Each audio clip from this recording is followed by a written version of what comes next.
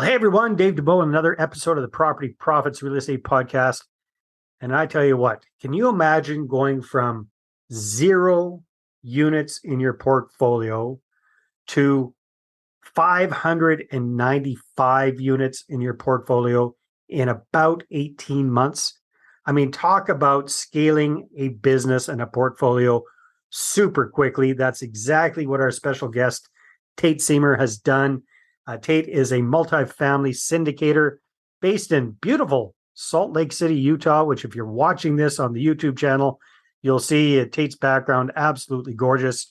And he's done this very, very, very quickly, scaled his portfolio to, levels that most people only dream of over decades.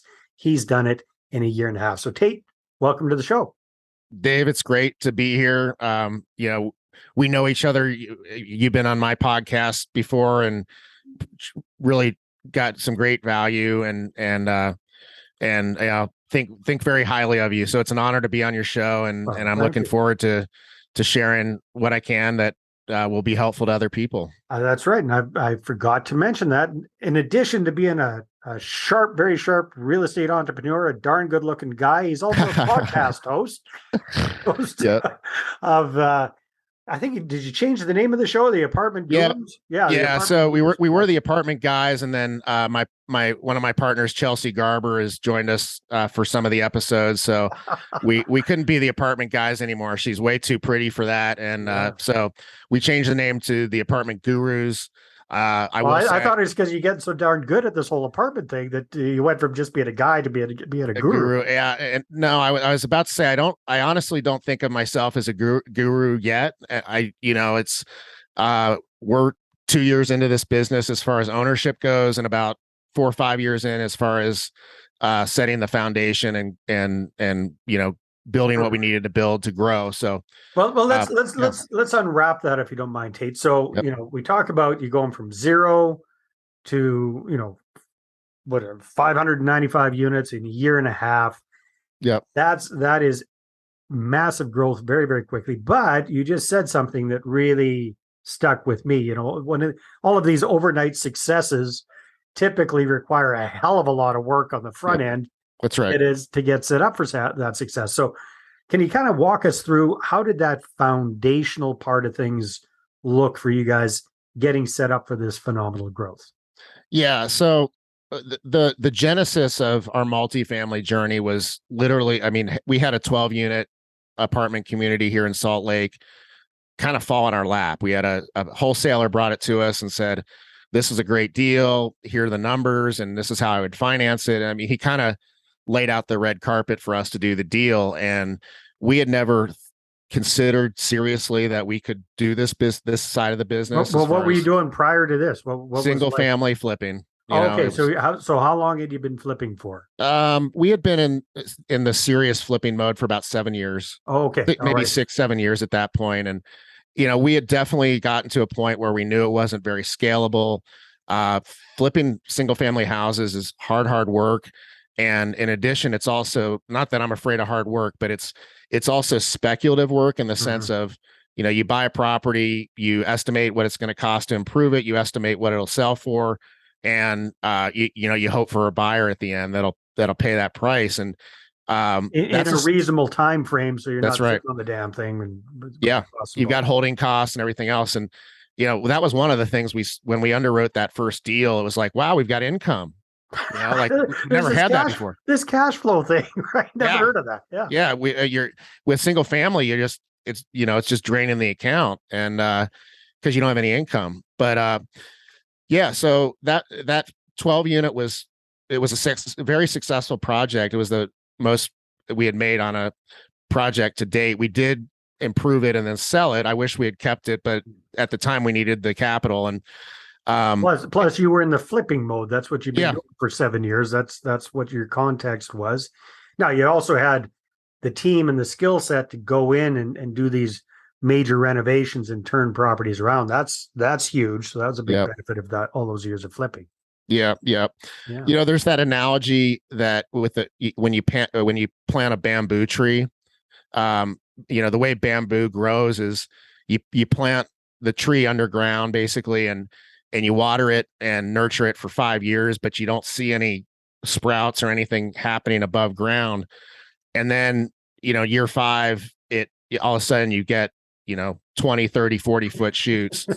And that's kind of the analogy here. It's, when you say we grew that much in 18, 20 months, we obviously we have to talk about the foundational work that went in the previous 2-3 years of really getting ready for that. And one of the things that you got to do is you got to decide. You got to make the choice that you're going to really go after multifamily, and we quickly got to a point where we knew that we wanted to go big, like large scale multifamily. And so what we did was, I enrolled in a coaching mastermind with a gentleman named Corey Peterson, who many listeners have probably heard of, the Big Kahuna out of Phoenix. He's a pretty famous syndicator, and learned the business from him. It was a pretty intense personal level mastermind where one of the elements of it was I got to spend a one-on-one day, like the entire day with him. And he sat down 9 to 5 in his office and really just laid out how he does the business and opened his playbook. So he was also willing to be in our company profile, meaning we put him in as a team member, and he and his wife, and that enabled us to use his portfolio as part of our presentation. Very nice. So we leveraged his experience and his portfolio and net worth as part of our team. And that was an honest thing. Like, he was willing to partner with us and do that side of the business. We never did a deal with him at the end of the day, but that gave us a confidence level to go out and start talking to brokers and going after properties. And so, we, in that year or so previous to the growth that we went through, we were writing LOIs, we were touring properties, we were touring markets, and really going after things. And so in addition to the coaching mastermind, I went to a number of national conferences, and I highly, highly recommend those to listeners, because, people talk about getting in the right rooms, and you also have this concept of your network is your net worth. Right. And so building your network right out of the gate is super important, because you're going to need partners to get these deals done.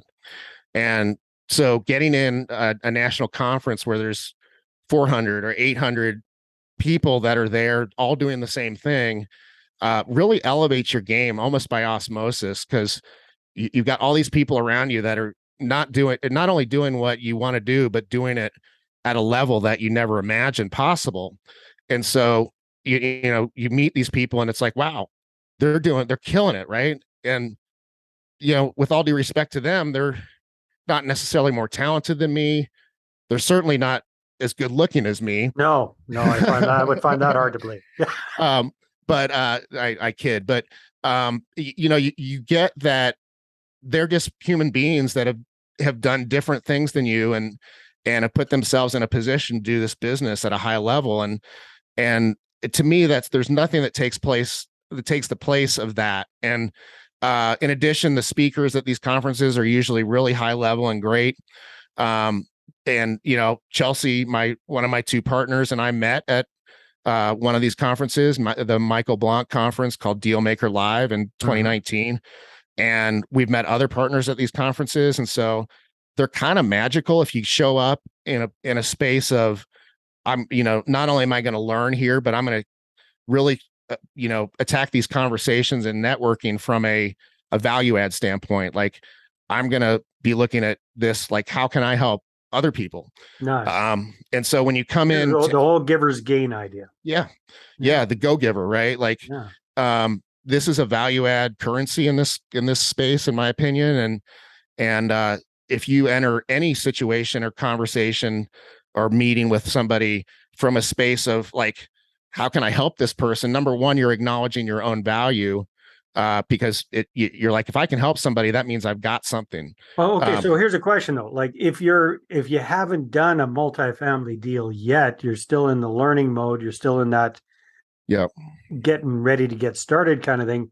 What value are you bringing to these kind of conversations, especially to folks that already do have some experience? How Yeah. as a newbie are you able to provide some value there? That's a fascinating idea. Hold that thought for a second. Hi there, this is Dave Dubeau, and real estate investors hire me to raise capital the right way. Why? Because most of them are stuck with too small of a portfolio and they don't know how to attract investors and raise money for their deals. So I help them to connect, capture, and close their ideal money partners. Bottom line, when you've got a deal, you're going to have the capital to do it. So go ahead and book a no-cost capital clarity session with me at bookachatwithdave.com. Again, that's bookachatwithdave.com. Yeah, it's a great question. And sometimes it's a matter of just being creative. Like, you're in a market, right? In our case, we're in Salt Lake City. So right away you could be a boots on the ground partner for somebody doing deals in your local market. You can if you've got some networking skills, some like phone skills, cold calling skills, you can talk about working with either direct to seller type situations, or even broker relations, going out and meeting brokers. And so like the team concept is so huge here. This is very much a team sport, and everybody's got value, even if you haven't done a deal yet. Of course, you want to make yourself more and more valuable quickly by exposing yourself to as much knowledge and experience as you can. And you mentioned that first deal, Dave. It's like so key to get that first deal done. It's like the biggest deal you'll ever do, in the sense of it puts you on the map and kind of kicks the business off, because brokers now know who you are. You do have a track record of, you could close deals. So lenders come to you, even investors come to you, brokers come to you, and things get easier after that first deal. I won't say they get easy, because this is really hard work, but it makes sense. Like anything, right? That first one's always the most difficult. So, all right, Tate. So how long did it sounds like it took actually a couple of years between that first 12 unit that kind of fell in your lap. Yep. And you said, okay, hey, this is what I want to focus on. You invested in yourself. You got some high level coaching.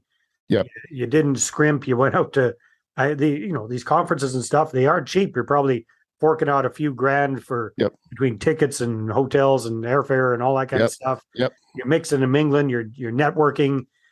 How long did it take before you got into that second deal, now that you're really focused on it? Yeah, it's a great question. I mean, you can kind of say that 12 unit was our first deal, but it was pretty small scale, obviously, and we didn't syndicate it. We got a hard money loan actually to do it, and then we actually had you're in the flipping business. That's how you knew how to finance. That's right. Yeah, we had hard money lenders and that we already had a track record with, so that was easy. That was an easy part of it, and we actually got an investor to do the down payment, so it was no money out of pocket for us to do that deal.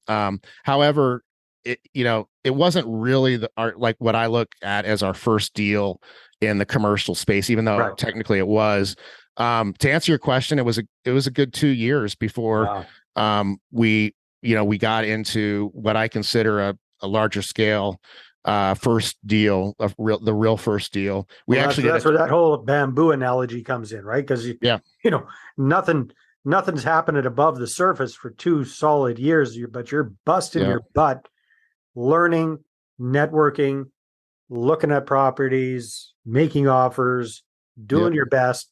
That must have been, well, I shouldn't assume, but I'm guessing that must have been a little bit nerve-wracking and perhaps frustrating at times, because, especially coming from your flipping business, you're used to doing quite a volume of deals. Yeah.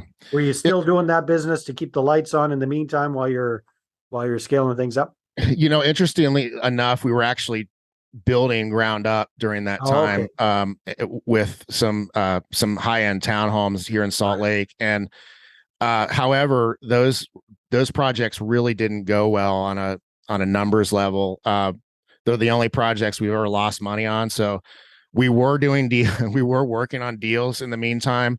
We actually had a few land entitlement deals that we did to keep the lights on. But not only did we start from nothing in August, in August of 2020, we had no properties except for the townhomes at the time, and those were underwater. So we Plus, you're in the started, middle of a pandemic. yeah, yeah, exactly. And then, so we actually started from less than zero, actually.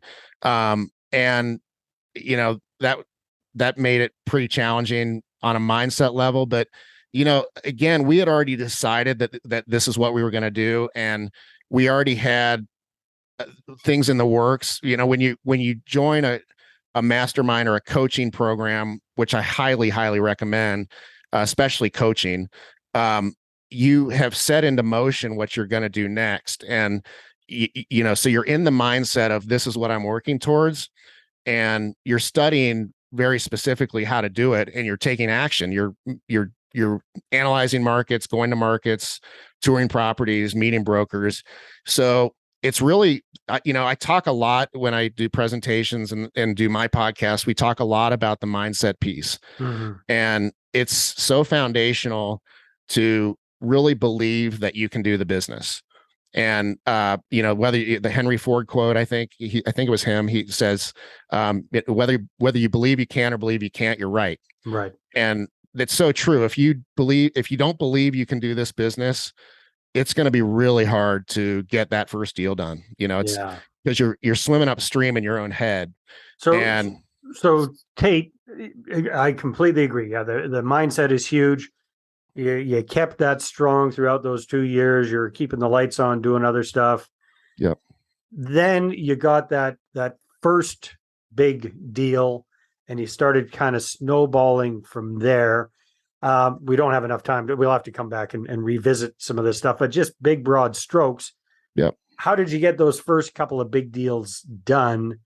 Especially with syndications, with raising capital, with all that kind of stuff. You just hit the ground running, raising capital. Is that how? Yeah. And look, in retrospect, I probably would have started our capital raising game differently and sooner. Mm-hmm.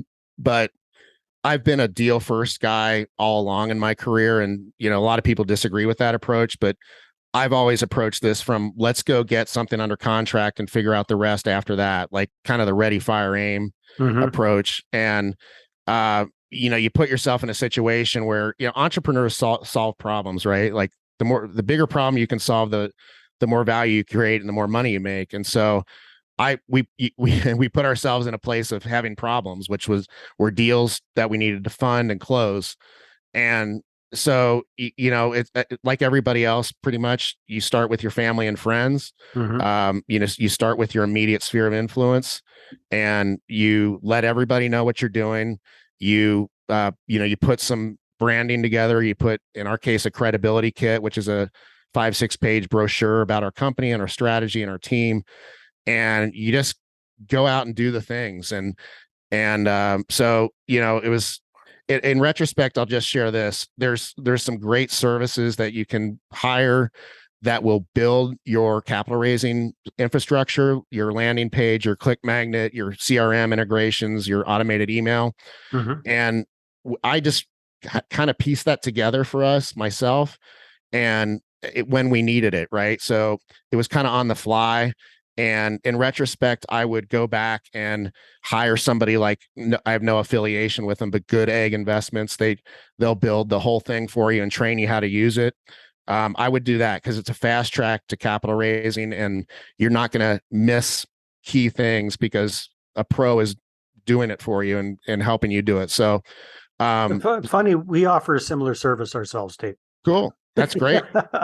Yeah. But you want to advertise the mom and pop real estate investor. Yep. Yeah. It's great. And, so yeah, call Dave, reach out to Dave and do, look at doing this, because, the more that you can leverage people that are pros that do this all day, every day, whether it's capital raising or anything else, you're basically like accelerating your curve.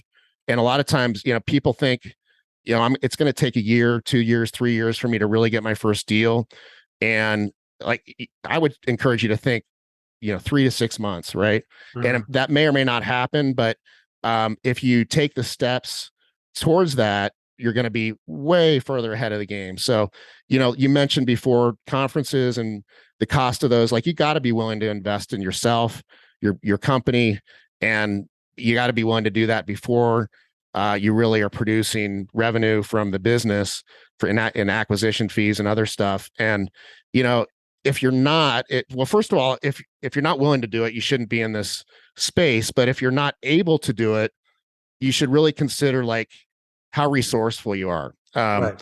Because if you can't figure out how to finance a conference or even a $20,000 coaching program, like how are you going to finance a $2 million capital raise to get that first deal done? It's like, you got to be resourceful and you got to believe in yourself to go out and get what you need.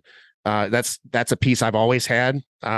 Just inherently, I believe if other people can do it and figure it out, I can do it and figure it out. And exactly. So we did leverage a lot of other people's experience and knowledge, but I would double down on that and make that a huge part of the plan from the very beginning, especially with capital raising. Yeah, well said. Tate, this has been great. If people want to find out more about you, your company, your podcast, where should they go? What should they do? Yeah, the best place to go is to our website, which is investwithgreenlight.com. That's the name of our company, GreenLight Equity Group. So investwithgreenlight.com. There's a link to there's lots of podcast info, and you can dial up episodes right from the website. Most importantly, there's a link to my Calendly, where you can actually book a 15-minute consult with me, where we can just kind of talk about whatever. It's no strings attached, no agenda. I'm not selling you anything. It's a true value add on my part, and I love doing it. I love helping newbies and novices scale up. And so that's really the best way to, at a high level, interact with me. You can always email me and we can approach things that way as well. So I love hearing from listeners, and I mean that. So take me up on this. Awesome. Very good. Tate, this has been a lot of fun. And again, congratulations on that. Well, when we look at it, that's phenomenal growth. But what I really appreciate and respect is the amount of time and effort you put into things to get to that stage for the bamboo shoot to sprout out of the ground. A lot of people would give up before that 2-year hiatus where nothing's happening, or it appears like nothing's happening. That would have, caused a lot of people to drop off. You persevered, you kept going, and that's a huge part of your success. So hats off to you for that, my friend. Thank you. Yeah. Just a quick note on the idea of faith, right? Like, and I'm not talking about religious faith here. I'm talking about just the idea that if you plant that bamboo tree, even though you don't see it, it's still there. It still needs your attention and watering. And, that is really the case in business, I think, where you set an intention and a vision for what you're doing, and then you take the action steps, but your mindset, you have to have an element of, this is going to work out. And I don't maybe know how exactly, but it's going to work out. And that's faith, right? Like right. That's, and that was a huge development piece for me. So, Dave, it's an honor to spend this time with you and your listeners. And, I love being a contribution wherever I can. So thank you. Thank you very much. All right, everybody, take care. We'll see you on the next episode. Well, hey there. Thanks for tuning into the Property Profits Podcast. If you like this episode, that's great. Please go ahead and subscribe on iTunes. Give us a good review. That'd be awesome. I appreciate that. And if you're looking to attract investors and raise capital for your deals, then I'm going to invite you to get a complimentary copy of my newest book, right back there. There it is. The Money Partner Formula. You can get a PDF version at investorattractionbook.com. Again, investorattractionbook.com. Take care.